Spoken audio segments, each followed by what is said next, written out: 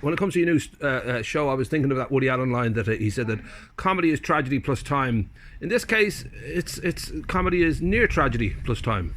Yeah, this is born out of a very strange one, this show, and that is a conversation where I never thought the conversation was going to lead into something in my comedy life, but essentially I told somebody about this time in my life, which is now nearly 4 years ago, where I almost croaked it. I almost drowned, and it was a very kind of daunting kind of experience.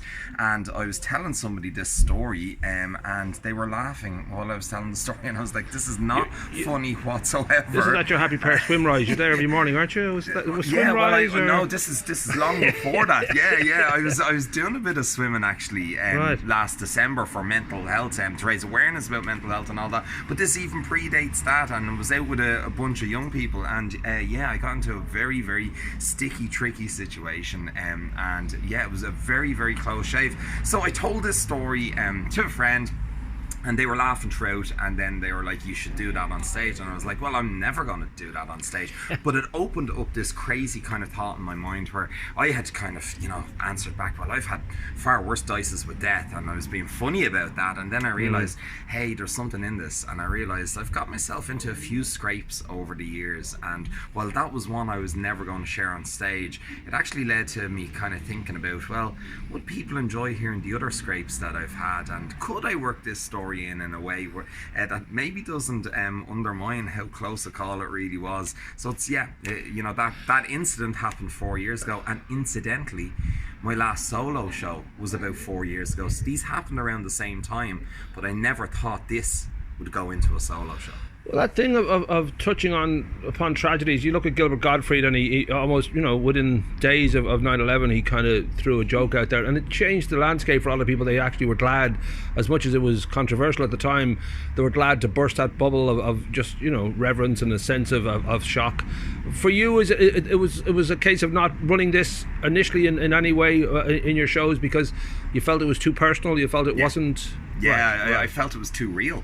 I try to make people laugh, I try to have fun with people. An awful lot of what I say on stage isn't the real me and isn't real. Do you know what I mean? It's just playing about with reality and having a bit of fun with people and kind of poking bears and just having fun. But this one here, I remember the moment where I realised I'd scraped through, and that didn't feel very funny at all. And when I think about it now, it still doesn't feel very funny. So I like exploring around that what people might find funny and the absurdity of some of the elements of that story, but there is still that little bit. I don't know whether this is therapy for me or not, but I do kind of feel like, I suppose I boxed it off as off limits. I didn't see any correlation between what was a very scary experience and what is very normal experience of making people laugh on stage. And that was a challenge. And isn't comedy all about challenging yourself and growth and evolving as well? So I felt there was something in that. I wanted to pull at that thread, and by pulling at the thread, I actually discovered loads of other scratches and scrapes with not necessarily death, but dodgy little grey areas and moments, and it's been fun. Well, you're deep in the wool of the Irish comedy scene, and like all the comedy scenes around the world, it's been a very strange 2 years because for a long time no stand-up performances, no getting out there, but comedy still exists on TV and online and all that kind of stuff. So when you look at people like Gerard Farley and Joanne McNally and Rory O'Hanlon, who are sort of coming into their own, was there a period of time there where it seemed almost kind of bleak, that you thought, will we ever kind of be able to get back to that good old days again? Yeah, I think there was an uncertainty. With me, I would say less so personally, because comedy is one element of my life, and when I was looking at it retrospectively, I said comedy has been very kind to me. I achieved far more than I ever set out to achieve, and I feel that I have long-lasting friendships that have come from it. So I was kind of like, if this is the kind of end of what we remember of stand-up comedy, then I have to kind of hold my hands up and say, I did okay.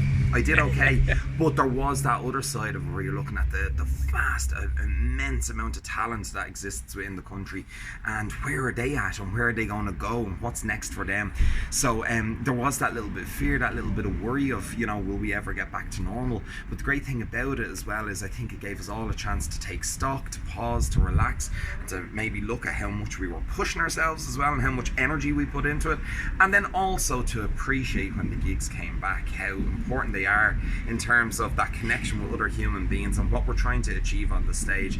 And for me, comedy has never been about ego. It's been about connection and fun and laughter. That's what it's been about.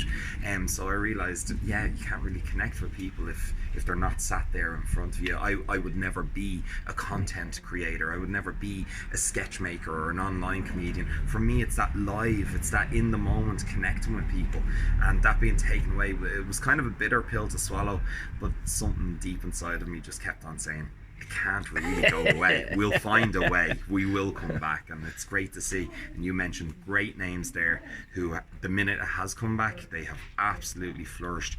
And like Rory, Garrel, Joanne, they deserve every ounce of success that they're getting, because they are grafters who've really put it in, you know.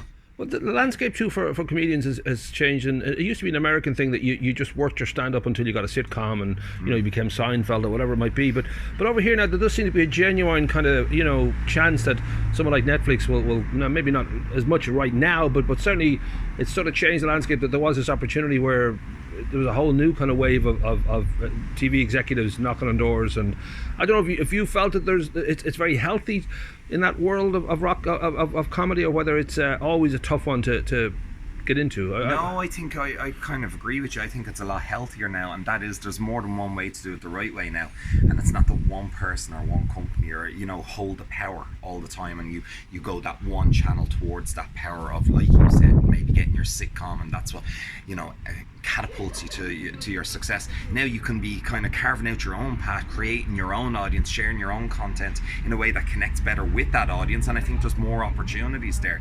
And particularly in this country, like, without being really mean, like, I would say that, you know, maybe Irish TV hasn't always been great for nourishing and nurturing Irish comedy, but rather it's followed the formats in other countries.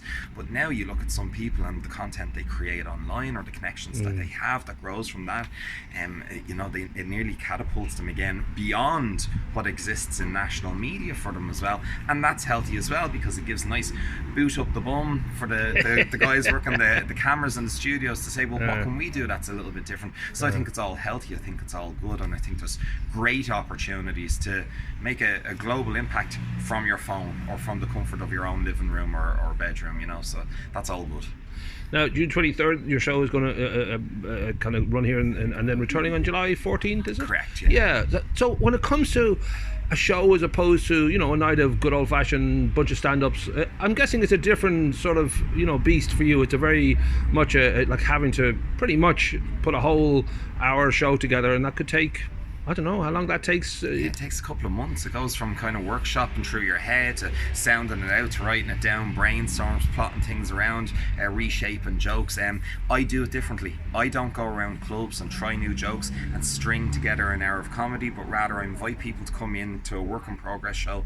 I throw an hour at them and they tell me whether it's good or not. I've done that 6 times over, and I would say that 5 out of the 6 times the audience have told me there's enough in this that you can take it somewhere else with yourself and build a better show. And I've grown every time I've done a work in progress.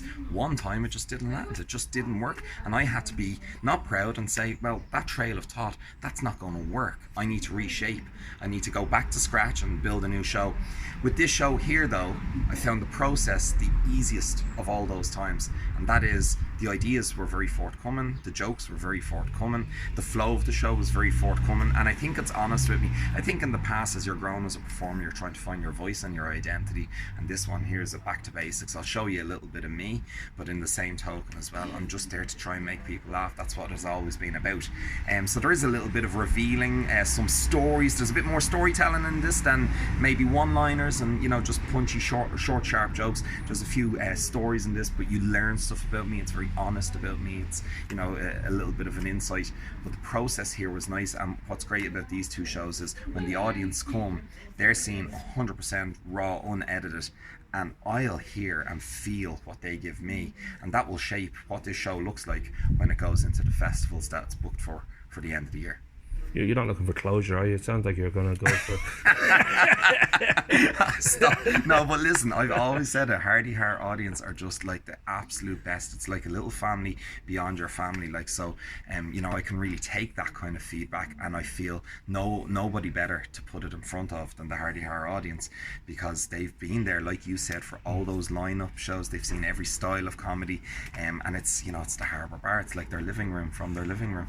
Just to wrap up, when would people expect the Hardy Har to come back around? I know it's on a break at the moment when you're doing your own show, and this will be part of the Hardy Har, really. But when you hope to be back up and running? Oh, it'll be August. Like, I've always traditionally taken June and July as a little bit of downtime, because it's not great for stand-up comedy. Beer garden weather keeps people in the beer garden, and so I'd normally just give it a little bit of a break there. But this time instead, doing the solo show in June and July, and then we'll go back to line-up shows in August. I suppose, given your great knowledge of comedy, we should give a shout out to the new breed. You mentioned Daniel Lucas, a few others that you feel people should check out. Yeah, he's absolutely doing absolutely fantastic. Eleanor Murphy as well won the Best New Act competition recently, so I think she's great.